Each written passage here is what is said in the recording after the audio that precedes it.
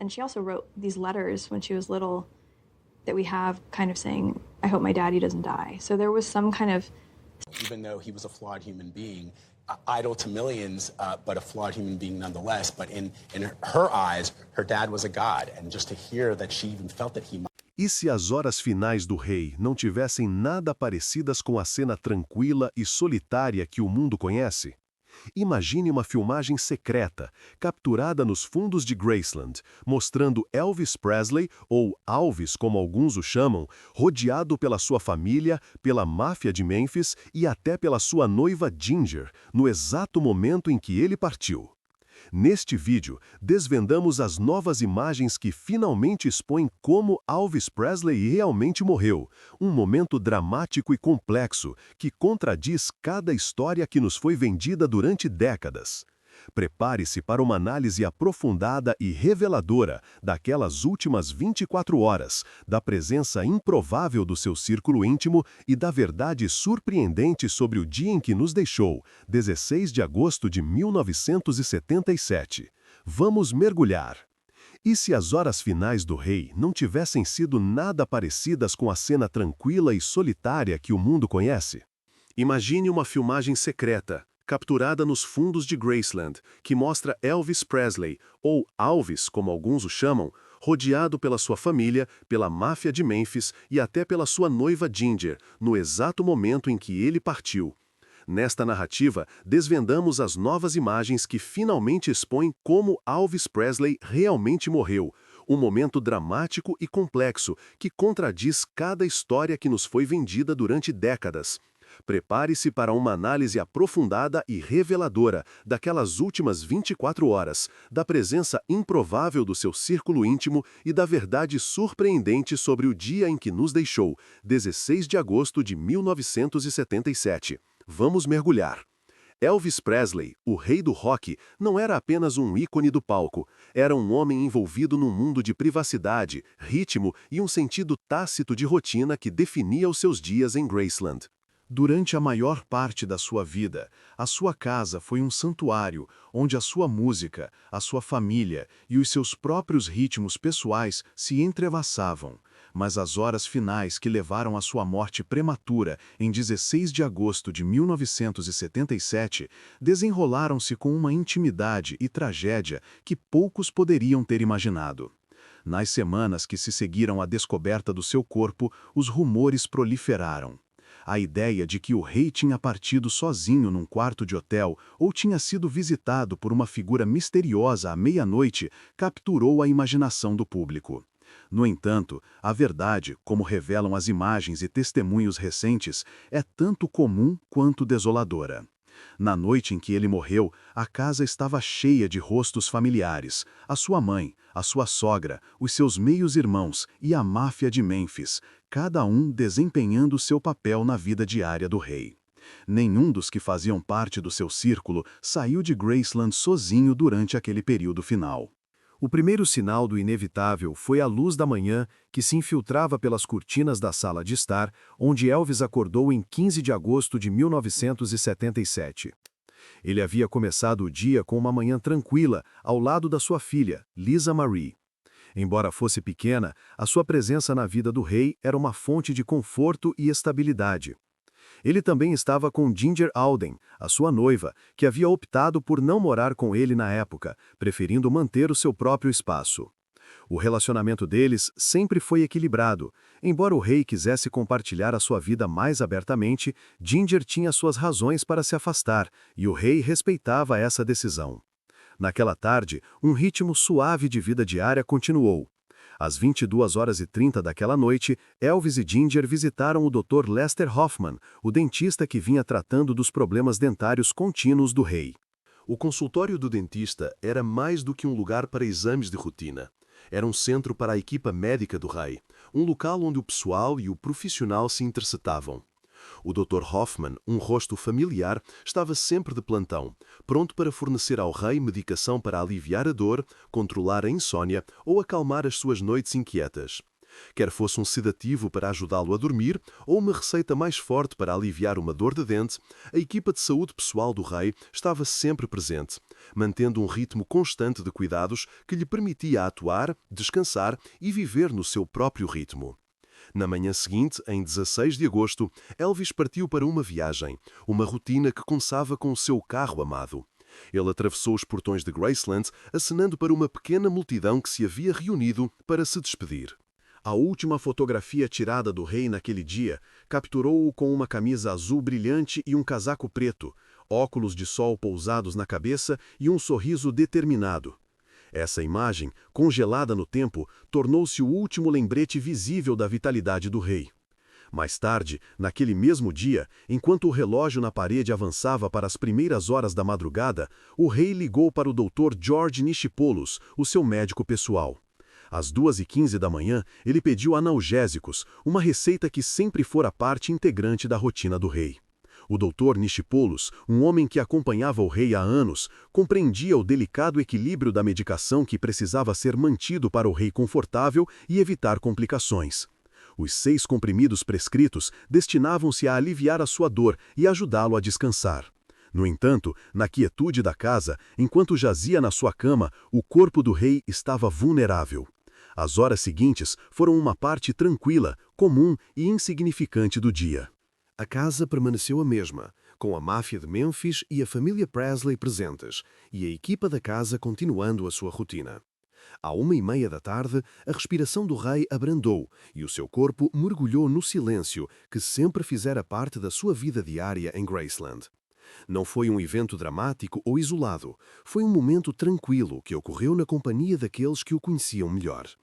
A tragédia daquele dia final reside no facto de que, para uma lenda viva, as horas finais foram comuns e preenchidas com rostos familiares, mas a perda foi ainda mais profunda porque não foi dramática, nem heroica, mas silenciosa. As últimas horas do rei foram uma rotina tranquila, quase mundana. Acordar com a sua filha, visitar o dentista com a sua noiva, atravessar os portões e, finalmente, nas primeiras horas da madrugada, ligar para o seu médico e tomar a sua medicação antes de mergulhar num silêncio eterno. À medida que as filmagens daquele dia se desenrolam, torna-se claro que a morte de Elvis não foi um evento sensacional e solitário, mas um momento tranquilo e humano, testemunhado por aqueles que cuidaram dele ao longo da sua vida. As suas horas finais, passadas no calor do seu lar, entre aqueles que o apoiaram, são um testemunho da realidade da sua vida em Graceland. A narrativa da sua morte, tal como veio à luz, é um lembrete de que mesmo as figuras mais celebradas são humanas, sujeitas aos mesmos processos naturais e momentos frágeis que definem cada vida. A noite desenrolou-se como uma quinta-feira comum, do tipo que a vida do rei em Graceland há muito ensaiava. Era pouco depois da meia-noite, quando Elvis, com a voz ainda a ressoar da atuação do dia, pegou no telefone e ligou para o seu meio-irmão Ricky Stanley.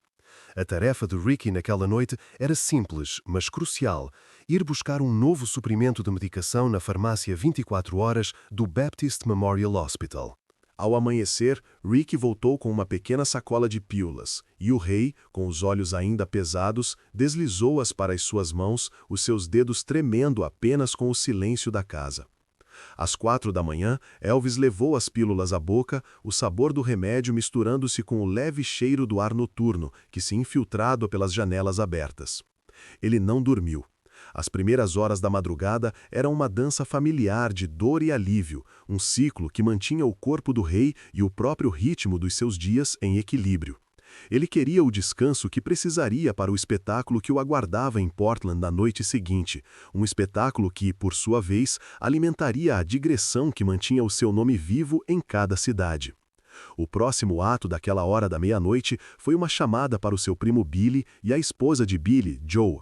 Com um convite descontraído para visitar Graceland para um rápido jogo de raquetebol, Elvis ditou o tom de uma noite que, embora tardia, parecia comum. A bola saltava pela quadra, o baque ecoando nas paredes enquanto a chuva caía lá fora, batucando um ritmo constante, quase reconfortante, no telhado.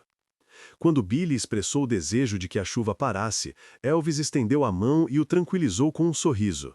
"Não há problema, eu resolvo." A sua voz calma e cheia de fé parecia comandar o próprio tempo. Era como se a persistência da chuva desaparecesse com um mero pensamento. A chuva parou num momento milagroso, deixando a quadra seca e os jogadores imersos na sensação de que nada poderia impedir o seu jogo.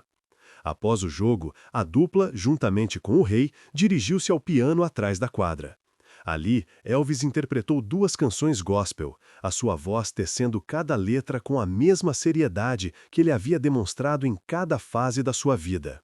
Nesses momentos, rodeado pelas pessoas que mais importavam, o rei deixou o mundo desvanecer-se, o seu ato final tão profundo quanto a música que ele havia dado ao mundo. Elvis demorou-se no silêncio do início da madrugada, a sua voz subindo e descendo em harmonia com as teclas do piano que esperava pacientemente atrás da quadra de raquetebol. Um interlúdio espiritual fluiu para o verso seguinte, a urgência dos seus dedos ecoando o bater do seu coração. Quando o sol deslizou pelo horizonte, ele virou-se para a balada familiar Blue Eyes Crying in the Rain, a sua melancolia espelhando a tempestade que havia rugido lá fora. A chuva, embora tivesse parado nos momentos anteriores, parecia segui-lo para dentro da casa, uma percussão suave contra as paredes enquanto ele cantava pela noite. Às 5 da manhã, Ginger e o rei deslizaram silenciosamente para o seu quarto. O brilho suave de um candeeiro de cabeceira e o zumbido fraco da maquinaria da casa prepararam o cenário para a segunda dose da sua medicação prescrita. O Dr. Nick tinha sido o arquiteto dessas complexas misturas, muitas vezes deixando-as com a enfermeira Henley, cuja presença constante acalmava a mente de Elvis. As pílulas tinham como objetivo persuadi-lo a dormir, mas a noite tinha uma maneira teimosa de se recusar a ceder. Pelas 7, um segundo pacote completo jazia engolido no peito do rei, os seus olhos arregalados enquanto a luz se filtrava pelas cortinas. Rick, que havia assumido o seu turno do meio-dia às 3, havia lhe entregado a próxima dose, mas a necessidade de descanso parecia intransponível. Não havia Rick para ligar, então Elvis procurou a sua tia, Delta May Biggs, num acesso de irritação. Ele exigiu que ela contatasse o Dr. Nick. A hesitação da enfermeira, talvez uma preocupação com a alta dosagem, reteve-a a princípio, mas ela finalmente cedeu, entregando a Delta May um terceiro pacote, menor. Dentro estavam 2 Valmids e uma dose de medicação para insônia, uma mistura subtil projetada para levar a mente do rei à escuridão. Apesar da preparação cuidadosa, a batalha noturna contra a insônia persistia, um ciclo implacável que deixava o seu corpo esgotado e o seu espírito cansado. O dia se estendeu, mas a casa permaneceu um santuário de rotina. Lisa Marie dormia ao lado, a sua inocência um contraponto tranquilo à complexa dança da medicina e da memória. Os rostos ao redor, primos, amigos da família e funcionários leais, cada um movia-se nas sombras da sua vida, uma teia de humanidade que havia sido tecida por décadas. Os seus papéis eram claros, cuidadores, animadores, beneficiários de uma generosidade que há muito tempo fazia da casa uma peregrinação para fãs e amigos. Às 9h30 da manhã, o dia começou com o mesmo ritual que se tornara quase ritualístico para o rei. Elvis escorregou do calor da sua cama para o seu pijama bordado a ouro, o mesmo tecido macio que parecia guardar os ecos da sua infância e o peso pesado do seu presente. Ele acabava de terminar um terceiro pacote de medicação, uma mistura de Valmids e pílulas para insônia, e procurou outra dose de analgésicos que se tornara parte da sua rotina noturna. Ele também carregava um livro, Scientific Search for the Face of Jesus, de Frank Adams, apertado junto ao peito, um estranho talismã contra a solidão que às vezes o roía. Ele disse a Ginger que estava a ir para a casa de banho, uma afirmação que era quase uma piada pela maneira como mais tarde faria os seus fãs rirem. Contudo, por trás do humor jazia uma verdade que muitos nunca viram, uma prisão de ventre severa que o atormentava há anos, uma condição que às vezes transformava as suas visitas à casa de banho em sessões de maratona. Ginger, que havia observado o ritmo do seu corpo por anos, avisou-o gentilmente. "Não demores muito, Elvis", disse ela, uma frase que ecoaria nos dias seguintes. Elvis acenou com a cabeça, o seu olhar voltando ao livro enquanto ele passava pelo piano. A casa de banho parecia um espaço pequeno e comum, mas para o rei carregava o peso de uma luta privada. Às 11h37, a rotina da manhã transformou-se num momento de horror imprevisto. Os passos de Elvis vacilaram. O quarto, outrora calmo, tornou-se o cenário para uma queda súbita e violenta. Ele escorregou no azulejo, o seu corpo caindo pesadamente no chão. O som da sua voz, a música que o havia acompanhado durante a noite, foi subitamente eclipsado por um silêncio cru e inesperado. O choque de Ginger foi imediato. Ela sentiu o peso do momento a comprimir como uma força física, os seus olhos arregalados, o seu coração acelerado. Ela chamou por Alstrada, a sua voz um apelo desesperado que rompeu o silêncio. Alstrada, o confidente de confiança da casa, respondeu rapidamente, correndo para a casa de banho para encontrar o rei no chão, sem resposta. A cena era sombria, uma figura familiar jazendo entre os cheiros da casa, o ar denso com o aroma de medicamentos e o eco fraco e persistente da chuva. Alstrada ligou imediatamente para a ambulância e chamou a equipe de emergência. A ambulância chegou às 14h33 do quartel de bombeiros 29 do Departamento de Bombeiros de Memphis, uma unidade que havia respondido a inúmeras emergências ao longo dos anos. Os paramédicos, com rostos marcados por uma calma profissional, aproximaram-se da cena, os seus olhos percorrendo o ambiente familiar. Eles perceberam rapidamente que este não era um incidente típico, a gravidade da situação pairava pesadamente no ar. Eles começaram a avaliação, colocando monitores, verificando os sinais vitais e trabalhando para estabilizar a condição do rei. Al levou-o até a ambulância, as suas mãos apertando o volante como se todo o peso da casa repousasse sobre ele. Os paramédicos colocaram Elvis da maca, o ar à sua volta denso com o cheiro da casa, e partiram em direção à sala de emergência do Baptist Hospital às 14h56, uma distância de 7 milhas da casa. A ambulância moveu-se rapidamente, as sirenes da cidade aumentando e diminuindo enquanto passava por ruas familiares. Às 3h30 da tarde, um médico na sala de emergência declarou que Elvis havia morrido. O anúncio chegou com um carimbo de tempo que parecia quase mecânico. Após uma avaliação completa, a conclusão do médico era clara, a decisão dura e final. A notícia chegaria ao mundo na hora seguinte, pois o mundo não tinha escolha senão confrontar a realidade de que o rei não estava mais vivo. Às 4h, o mundo ouviu o choque, a tragédia de um homem que se tornara um símbolo de esperança e alegria.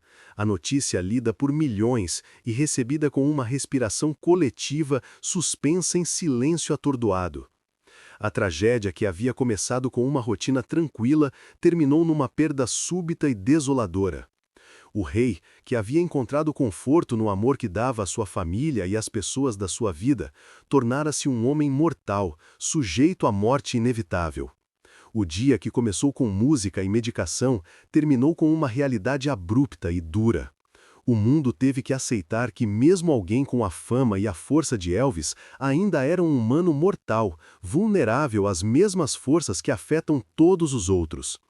Após o ocorrido, as reflexões começaram a surgir. A morte de uma lenda alterou tudo. Mudou a forma como as pessoas pensavam sobre o rock and roll, sobre a celebridade e sobre a profundidade da conexão humana.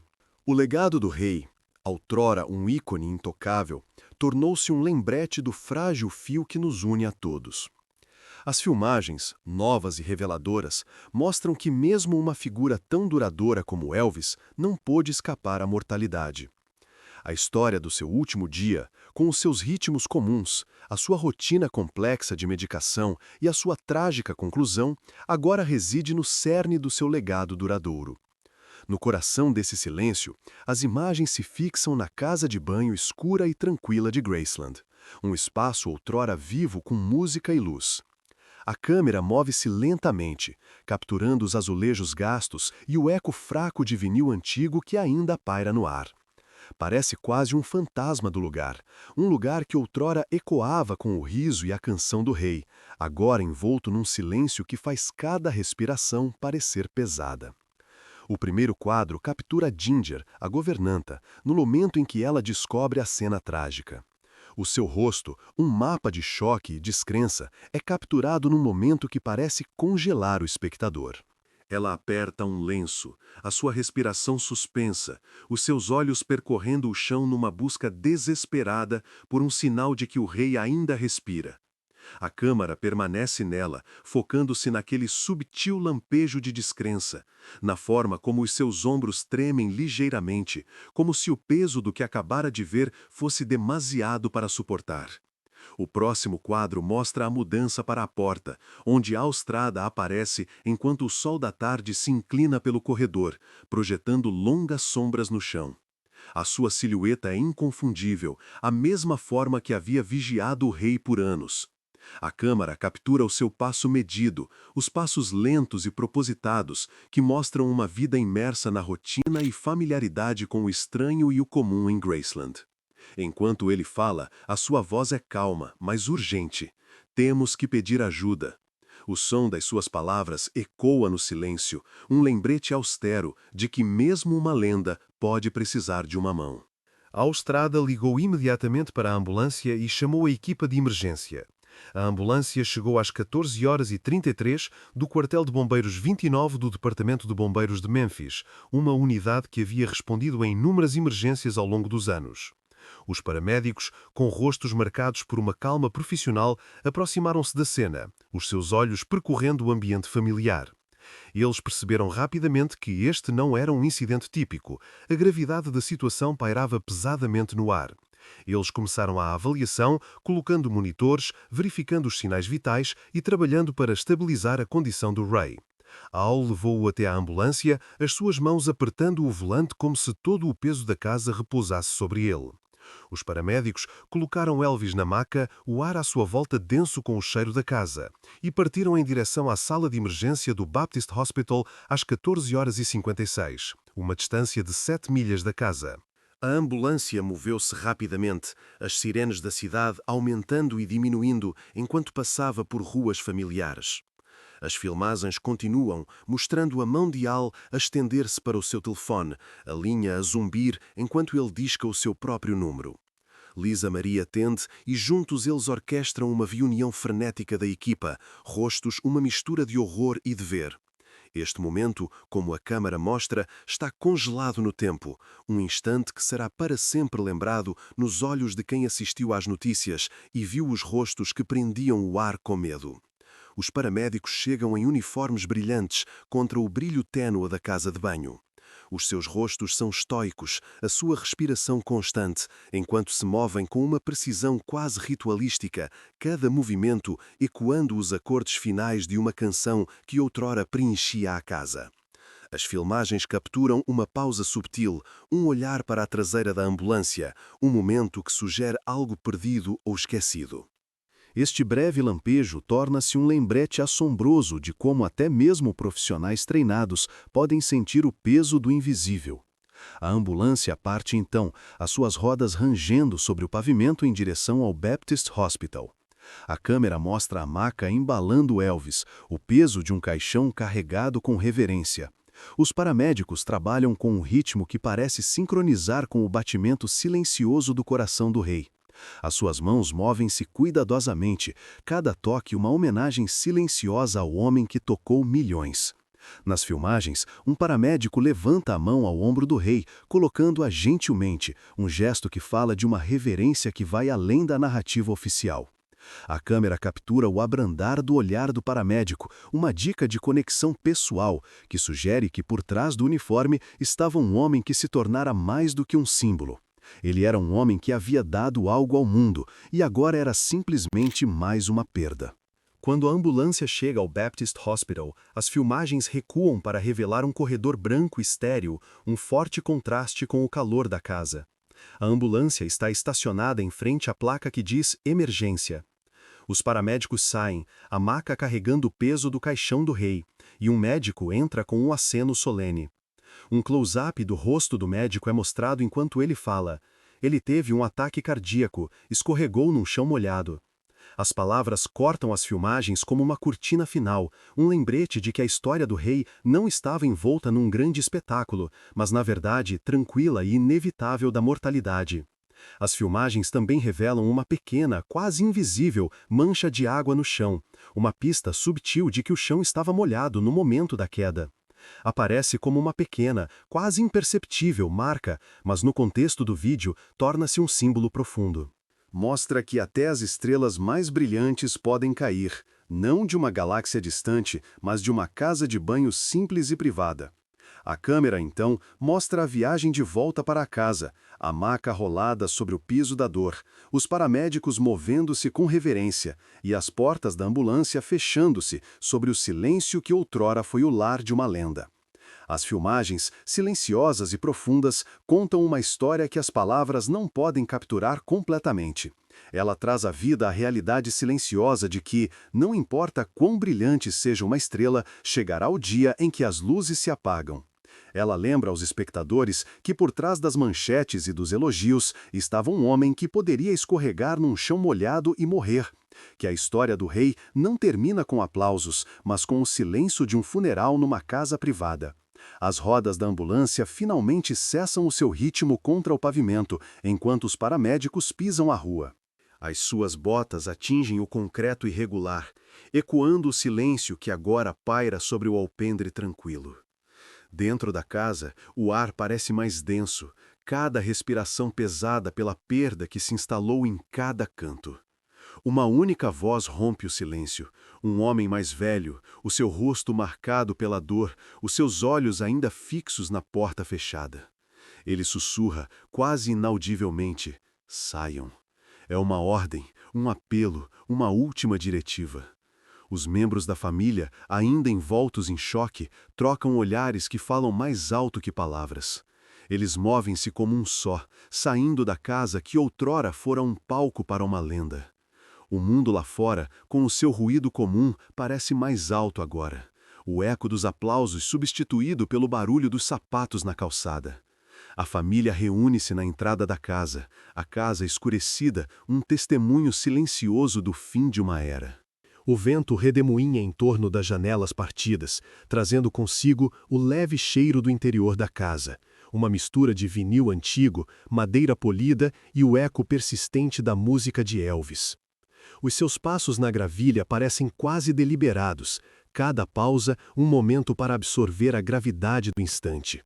Atrás deles, os pneus da ambulância sibilam enquanto o veículo finalmente parte, deixando um rastro de silêncio que se estende em direção ao campanário da igreja.